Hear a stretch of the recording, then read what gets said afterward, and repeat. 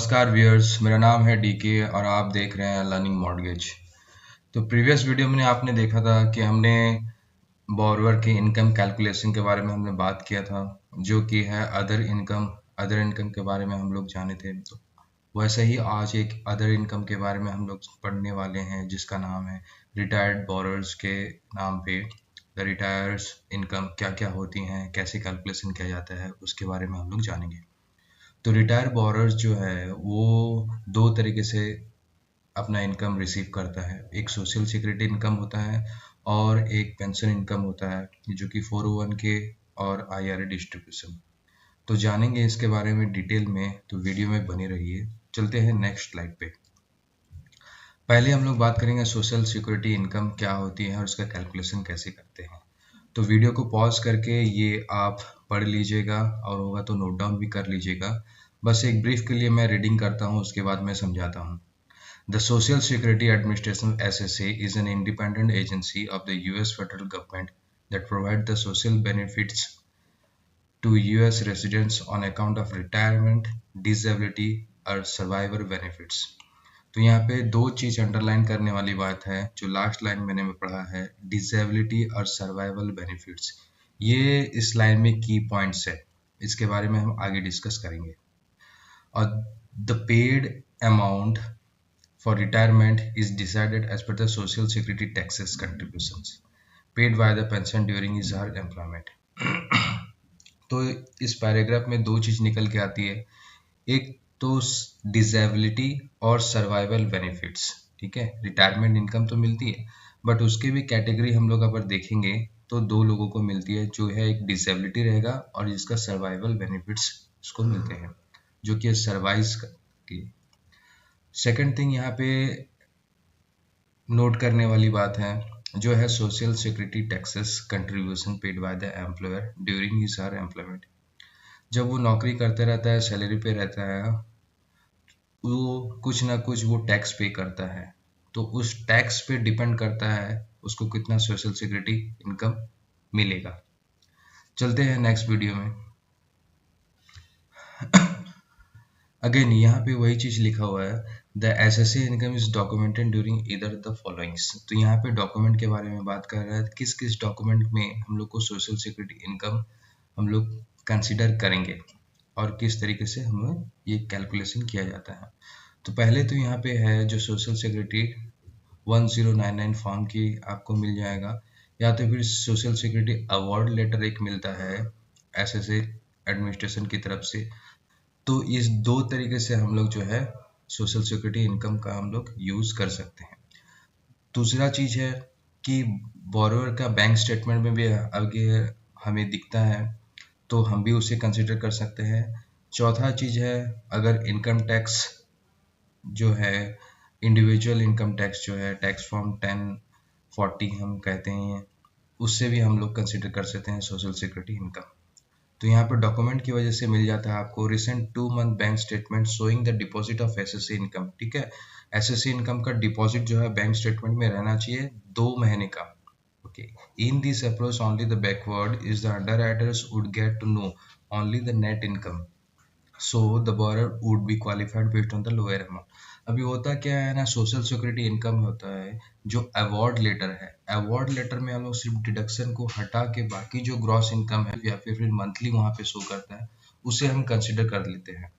But यहाँ पे जो बैंक स्टेटमेंट में शो करता है वो नेट इनकम रहता है, ऑल द डिडक्शन जो पर्टिकुलर टैक्स वैक्स कट के। हालांकि सोशल सिक्योरिटी इनकम जो है वो नॉन टैक्सेबल रहता है, अदर डिडक्शन, मेडिकल डिडक्शन और कुछ भी अगर डिडक्शन रहता है वो सब कट के बैंक में डिपॉजिट होता है, तो उस पे भी हम लोग जो है कंसिडर कर सकते हैं इनकम। और जो बैंक स्टेटमेंट में शो करता है वो हमेशा जो है security social security award letter से कम शो करता है, इसलिए यहाँ पे एक ड्रॉबैक है। और इस ड्रॉबैक को हम लोग ओवरकम करने के लिए अब बोरर को हम लोग एक बेनिफिट भी देते हैं। वो बेनिफिट क्या है ना, ग्रॉस अप बेनिफिट उसे कहते हैं, जो कि 125% हम लोग ग्रॉस अप कर सकते हैं। मान लो अगर बैंक स्टेटमेंट में शो कर रहा है $100 of the borer who is receiving the SSA income, तो हम उसे 125 का बेनिफिट देंगे, यानी कि 100 का 125%। ठीक है, जो कि 125 हो जाएगा, वो हम उसे बेनिफिट दे सकते हैं और बोरोवर का क्वालिफाई कर सकते हैं। अगर बोरोवर जो है उसका प्रीवियस अमाउंट जो कि नेट अमाउंट है बैंक स्टेटमेंट में जो शो कर रहा है, उसमें अगर वो क्वालिफाई नहीं हो रहा है तो हम ग्रॉस अप कर सकते हैं। This is the guideline. Third point यहाँ पे आ जाता है, in addition to this two document tax return, ठीक है, 1040 can be use to find out part of the एसेस इनकम इज नॉट टैक्सेबल। जैसे मैंने कहा कि ये नॉन टैक्सेबल होता है सोशल सिक्योरिटी इनकम, और हमें ग्रॉस अप करना, दो चीजें मैं बता रहा हूँ, एक तो ये नॉन टैक्सेबल होता है और हम ग्रॉस अप करते हैं, ठीक है। नॉन टैक्सेबल होता है वो डायरेक्टली जो है बैंक स्टेटमेंट में क्रेडिट होता है और उससे हम 120% ग्रॉस अप कर सकते हैं। हमेशा याद रखिएगा, ध्यान से सुनिएगा यहाँ पे ये बहुत इंपॉर्टेंट बात है, तो ध्यान से सुनिए इस चीज को। हम लोग जब भी ग्रॉस अप करते हैं वो नॉन टैक्सेबल इनकम को ही ग्रॉस अप करते हैं, और बैंक स्टेटमेंट में जो इनकम क्रेडिट होता है एसएसए का, वो हमेशा नॉन टैक्सेबल ही रहता है और हमें उस पर ग्रॉस अप करना रहता है।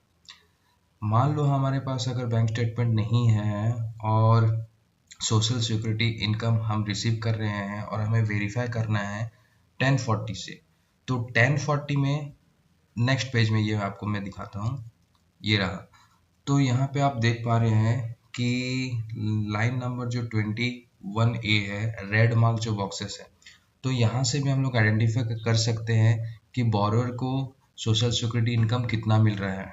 बट यहाँ पे दो चीजें हैं, आप देख सकते हैं 20A और B, तो यहाँ पे टैक्सेबल और नॉन टैक्सेबल को बाइफरकेट किया हुआ है, और मैंने क्या बोला था, हमेशा जो है ग्रॉस अप है वो नॉन टैक्सेबल में होता है।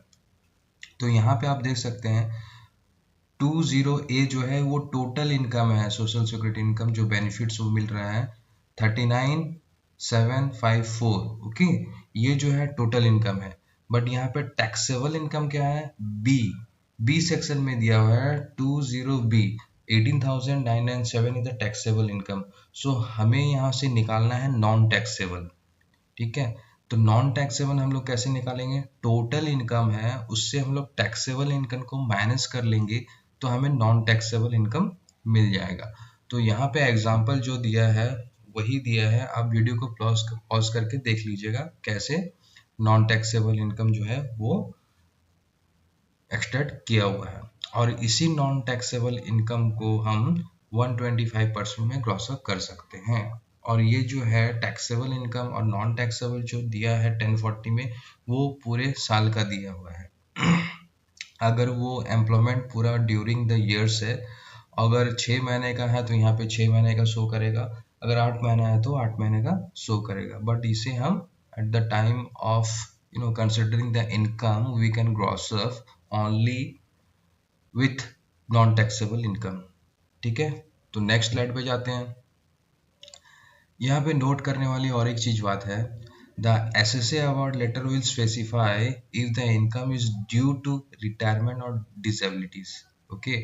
पहला स्लाइड में हमने देखा था, वहां पे क्या लिखा हुआ ना, एसएसए इनकम जो है वो रिटायरमेंट और सर्वाइवल और बेनिफिट्स का है, तो वो चीज यहाँ पे मेंशन किया हुआ है और उससे मैं समझाता हूँ क्या। ये भी एक बहुत इंपॉर्टेंट चीज है जो एसएसए इनकम समझने के लिए ध्यान से सुनिए आप, ठीक है, या तो फिर वीडियो को आप पॉज कर लीजिए, एक बार पढ़ लीजिए, उसके बाद ध्यान से सुनिए। यहाँ पे नोट पे लिखा हुआ, if the SSA income is not account of disabilities, okay, और survival benefits.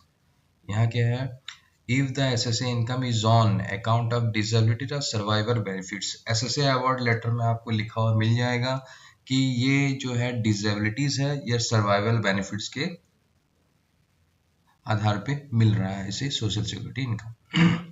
The underwriter need to check for 3 years continuance, meaning to say that the income will continue for the 3 years, ठीक है। अगर हमें दिखता है disabilities और survival दिखेगा तो हमें 3 साल का कंटिन्यूस चाहिए, ये चीज हमेशा याद रखिएगा, ओके। द borrower should submit the document to prove 3 years continuance if the disability of a permanent disability, then 3 years of continuance is not required, ठीक है, यहाँ पे और एक चीज पॉइंट ऐड हो गया। एसएससी अवार्ड लेटर में हमें अगर दिखता है कि ये डिसेबिलिटी या सर्वाइवर बेनिफिट इससे मिल रहा है, तो हमें 3 साल का कंटिन्यूएंस हमें चाहिए। तो वो हमें कैसे पता चलेगा ना, स्टेटमेंट से पता चलेगा। ओके। और सेकंड थिंग है, अगर बोरर का परमानेंट डिसेबिलिटीज है, एसएसए अवार्ड लेटर में वो लिखे रहेगा whether is a permanent disabilities है या नहीं है। अगर परमानेंट डिसेबिलिटीज है तो हमें 3 साल का कंटिन्यूस का प्रूफ नहीं चाहिए, हम वैसे ही एज इट इज उसे कंसिडर कर लेंगे। ये बहुत है इस पैराग्राफ में। और while calculating the assessee income, तो आप इस चीज़ को ध्यान रखिएगा कहाँ पे 3 साल का रिक्वायरमेंट है कंटिन्यूस का और कहाँ पे नहीं है। अगर परमानेंट डिसेबिलिटीज है तो नहीं चाहिए, अगर परमानेंट डिसेबिलिटीज नहीं है तो ही हमें 3 साल का कंटिन्यूस इसका प्रूफ चाहिए होगा। नेक्स्ट स्लाइड में चलते हैं। सिनारियो 2 जो है नोट 2 में यह लिखा हुआ है, तो यहाँ पे आप वीडियो को पॉज करके आप देख ले। SSC income falls under the category of non taxable income, okay, जो कि मैंने पहले आपको मैं बता दिया था। Hence, 125% of the non-taxable person can be taken for the calculation of qualifying income। ये भी मैंने आपको बता चुका हूँ। जो हम बैंक स्टेटमेंट में इनकम आता है वो हमेशा नॉन टैक्सेबल रहता है, और उस पर भी हम उसे 125% उसे ग्रॉस अप करना कहते हैं। वैसे ही अगर टैक्स रिटर्न दिया है, टैक्स रिटर्न में टैक्सेबल और नॉन टैक्सेबल टोटल दिया है, तो टोटल इनकम से हम लोग टैक्सेबल इनकम को माइनस कर देंगे तो नॉन टैक्सेबल इनकम निकल जाएगा, और उस पर हम 120% कैलकुलेशन करेंगे। तो सेम चीज यहीं पे समझाया हुआ है, आप वीडियो को पॉज करके देख लीजिएगा। और यहाँ पे जो एक्सेल भी है, एक्सेल में भी सेम चीज कैलकुलेशन आपको बताया हुआ है जो मैंने आपको इस स्लाइड में समझाया था। ठीक है, यहाँ पे टोटल इनकम 39,754, टैक्सेबल इनकम आपका हो गया 18,997। तो 39,754 माइनस 18,997 जितना पोर्शन है उसे हम लोग 125 से ग्रॉस अप करेंगे। तो सेम चीज यहाँ पे आपको समझाया गया है। ठीक है, सिनारियो 2 में। नेक्स्ट चलते हैं, पेंशन इनकम। ठीक है, द बोरर में receive pension income from the personal saving. ठीक है, यहाँ पे 2 चीज आपको याद रखना है, ये चीज बहुत ध्यान से सुनिएगा आप, ये भी बहुत इंपॉर्टेंट है। यहाँ पे बहुत लोगों को कंफ्यूज होता है, तो आप वीडियो को पॉज कर लीजिए, एक बार पढ़ लीजिएगा, उसके बाद अगर समझ में नहीं आता है तो बैक करके वीडियो को दोबारा सुन लीजिएगा this portion. Okay, borrower may receive pension income from the personal saving which is called the IRA, individual retirement account। नाम पे ही इसका डेफिनेशन लिखा हुआ है, इंडिविजुअल रिटायरमेंट अकाउंट। ठीक है, ये चीज याद रखिएगा। और इंटरव्यू में आपको ये पूछता भी है, what is the difference between the IRA and 401k। तो ये चीज आपको ध्यान रखना है। IRA जो है उसका नाम पे ही इसका डेफिनेशन लिखा हुआ है, individual retirement account in the form of retirement plan or through employer sponsored retirement program which is called 401k। ठीक है, तो यहाँ पे और एक चीज लाइन यहाँ पे लिखा हुआ है, points, employer sponsored retirement program. ठीक है, एम्प्लॉयड स्पॉन्सर्ड रिटायरमेंट प्रोग्राम जो कि है 401k। 2 चीज आ जाता है यहाँ पे, एक इंडिविजुअल और employer sponsored. Individual is the IRA, employed sponsored जो है वो 401k है। आगे क्या है डिफरेंस में आपको आप ठीक से समझाता हूँ। The pension income is documented using either of the following documents. Document के बारे में यहाँ पे कहा गया है कि पेंशन इनकम में क्या क्या डॉक्यूमेंट लगेंगे। तो पहला तो है अवार्ड लेटर है। अवार्ड लेटर एक सिंपल एक लेटर रहता है जिसमें कि डिटेल्स रहता है कि कितना अमाउंट है, कितना taxable, I mean to say that कितना डिडक्शन है, वो चीज़ आपको डिटेल मिल जाएगा। ठीक है, कहाँ से कितना है, कौन सा ईयर का है, वो सारे डिटेल आपको यहाँ पे मिलती है। तो award letter, employer for 401k account और इन्वेस्टमेंट कंपनी IRA। और एक फॉर्म है 1099R, R for retirement. 1090G आता है, 1090E आता है, 1090FF आता है। तो यहाँ पे 1099R है, R स्टैंड फॉर रिटायरमेंट। उसके बाद तीसरा डॉक्यूमेंट जो है 2 month bank statement showing the deposit of the pension income. ठीक है, ये चीज मैंने पहले ही बता चुका हूँ, तो इसको भी ध्यान रखिए। 2 साल का हमें डिपॉजिट का प्रूफ भी चाहिए। और टैक्स रिटर्न जो है 1040 ये होगा तो वेल एंड गुड। इसमें हम लोग को पता चल जाएगा कितना परसेंट टैक्सेबल है, नॉन टैक्सेबल है। ठीक है, तो पहले मैं सिंपल आपको एक बता देता हूँ कि IRA का डिफरेंस 401 के से कैसा है। IRA जैसे कि नाम पे ही पता चल रहा है इंडिविजुअल है, और 401 के जो है एम्प्लॉयर स्पॉन्सर्ड है। तो आपको सिंपल इंडियन कंटेक्स्ट में अगर मैं लेमन लैंग्वेज में समझाता हूँ तो IRA जो हो गया इंडिविजुअल रिटायरमेंट अकाउंट हो गया। एक फॉर एग्जांपल आप किसी कंपनी में काम कर रहे हैं, आपको PF नहीं मिल रहा है, बट वो PF क्या है, आप खुद अपना कंट्रीब्यूट करते हैं कोई इन्वेस्टमेंट कंपनी में या फिर कोई प्राइवेट बैंक में। खुद का सैलरी में से आप जो है 5,000 2,000 4,000 जो है वो रिकरिंग के हिसाब से कोई इन्वेस्टमेंट में डालते हैं, या फिर PPF अकाउंट जिसे हम कहते हैं इंडियन कंटेक्स्ट में, वहाँ पे आप खुद से सेल्फ इनिशिएटिव लेके वहाँ पे जमा कर रहे हैं। तो इंडियन टैक्स में वो PPF कहते हैं, वो है USA के टर्म में IRA। सेम चीज अगर आप किसी कंपनी में काम करते हैं, आपका ESI कटता है और आपका PF अमाउंट कटता है, प्रोविडेंट फंड। ठीक है, तो सिंपल वहाँ पे US में 401 के इसे कहते हैं, जो कि है एम्प्लॉयड स्पॉन्सर्ड। एम्प्लॉयर जो है आपके सैलरी में से कुछ परसेंट डिडक्शन करके वो आपका 401 के अकाउंट में, ठीक है, इन्वेस्टमेंट अकाउंट में वो आपको जमा करते जाता है। तो ये चीज आप ध्यान रखिएगा अगर क्वेश्चन आता है इंटरव्यू में। IRA is the individual retirement account. The borrower is take the self initiative to deposit the amount for his future, retirement plan. And the same thing goes for the 401k. If the employer is contribute some of the portion of the borrower's salary to use for the future retirement plan, that is called 401k.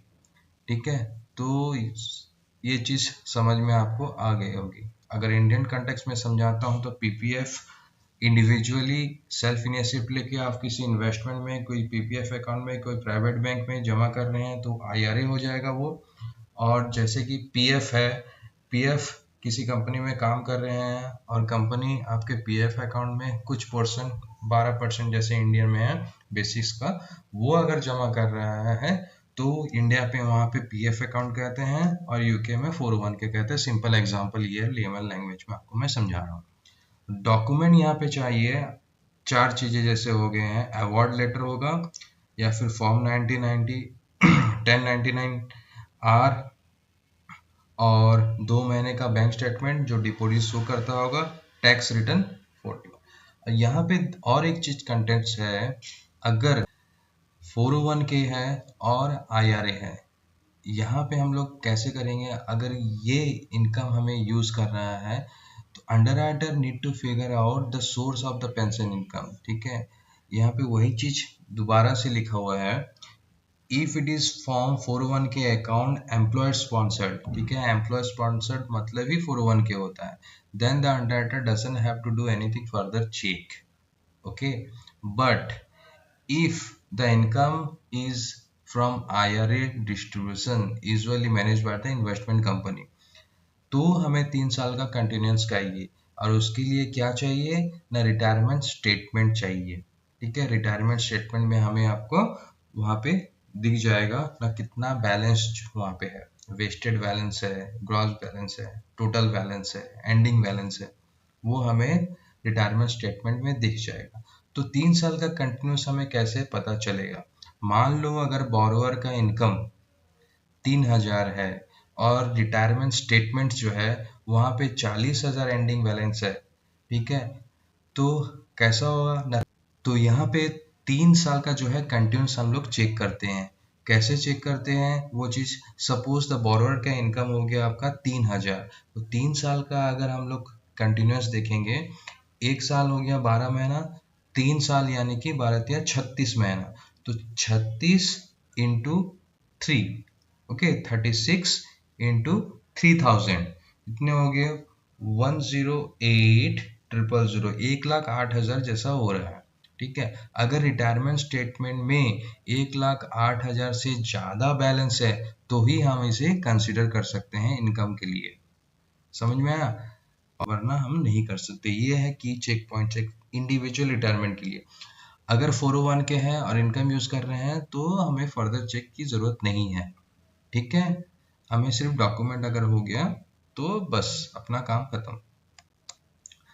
The procedure to do the calculation is as follows. यहाँ पे calculation कैसे करना है ये भी बताया। If the amount is taken from the award letter of bank deposit is going to be a monthly, ठीक है। Enter the monthly amount in income, simple चीज है, एक जो कि अब समझाने की जरूरत नहीं है। If the amount is taken from the 1099 and the tax return is going to be early, simple. Award letter में है तो मंथली में वो दिया रहता है, और 1099 फॉर्म या फिर टैक्स रिटर्न में है तो इसे ईयरली दिया रहता है। डिवाइडेड बाय 12 करके हम इनकम निकाल सकते हैं। Enter this amount of column, only of this column should be the completed, the monthly qualified income will auto be calculated। ये कहा गया ना, एक्सेल शीट में आप अगर पुट कर दोगे तो वो ऑटोमेटिकली कैलकुलेट कर देगा। आप किसी भी कंपनी में काम करोगे तो आपको प्री कैलकुलेटेड जो है, प्री फॉर्मुलेटेड एक एक्सेल शीट दिया जाएगा जिसमें इनकम कैलकुलेशन करने के लिए फॉर्मूला ऑलरेडी लगे रहते हैं। तो पॉइंट नंबर 3 उसी को ही रिफर कर रहा है कि पर्टिकुलर दिस पॉइंट में अगर ईयरली है, वहां पे अगर टोटल ईयरली अमाउंट डाल दोगे तो ऑटोमेटिकली डिवाइडेड बाय 12 करके वो महीने का इनकम निकाल देगा। वही चीज वो पॉइंट नंबर 3 में बता रहा है। Okay, thank you, thank for your